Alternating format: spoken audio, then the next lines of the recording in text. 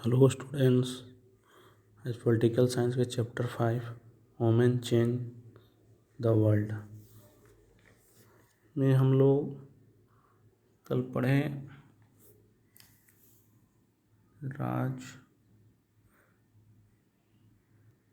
राजसुंदरी देवी के बारे में, जो किस तरह से वो अपना पढ़ाई को पूरा किया, पढ़ने लिखने के लिए सीखा। आज हम लोग Rokeya Sakhawat Hossain and lady land का उनका ड्रीम के बारे में जानेंगे।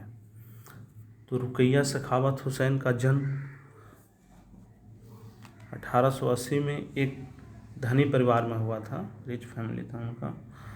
रुकैया सखावत हुसैन को उसको उर्दू पढ़ना लिखना जानते थे वो, लेकिन उसे बांग्ला और अंग्रेजी जानने के लिए उसको रोका जाता था, इसलिए वो बांग्ला अंग्रेजी नहीं जाने थे उस समय। तो उस समय अंग्रेजी लैंग्वेज के बारे में ऐसा सोचना था कि यह लड़कियों के लिए ठीक नहीं है, इसलिए इंग्लिश ज़्यादातर लड़कों को ही पढ़ाया जाता था। उस समय की बात है। तो रुकैया सखावत हुसैन ने अपने बड़े भाई और बहन के सहयोग से बाद में वो बांग्ला और इंग्लिश पढ़ना और लिखना सीख जाती है, जो आगे जाकर वह एक राइटर बनती है। ठीक है, वो राइटर बन जाती है वो। फिर रुकैया सखावत हुसैन ने जब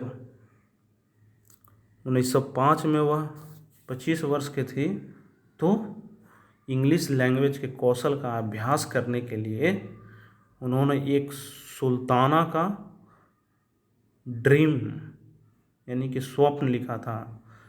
सुल्ताना ड्रीम्स यानी सुल्ताना का स्वप्न लिखी थी। एक कहानी है, रुकैया सखावत हुसैन ने लिखा था एक अपना ड्रीम का।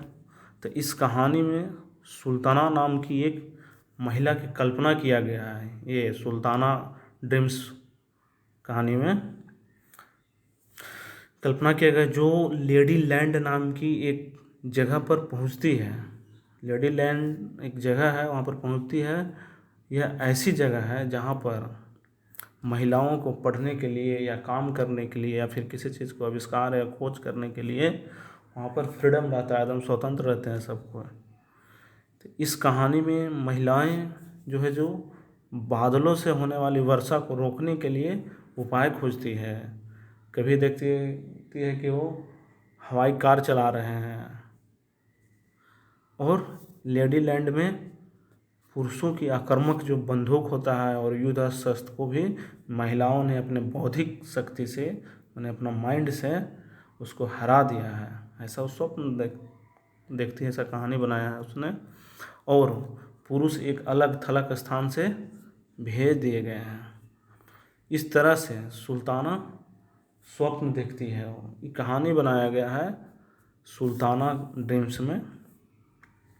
ठीक है, इस तरह से हम देखते हैं कि रुकैया सखावत हुसैन उस समय महिलाओं के लिए हवाई जहाज़ उड़ाना और कार चलाने की स्वप्न देखती है, जबकि उस समय क्या था कि लड़कियों को स्कूल तक जाने नहीं दिया जाता था। तो और इस प्रकार से शिक्षा के द्वारा रुकैया का जीवन बदल गया, और रुकैया ने केवल स्वयं ही शिक्षित नहीं हुई, बल्कि उसने सभी को स्वप्न देखने और लिखने की शक्ति दी और उसे पूरा करने के भी शक्ति दिया।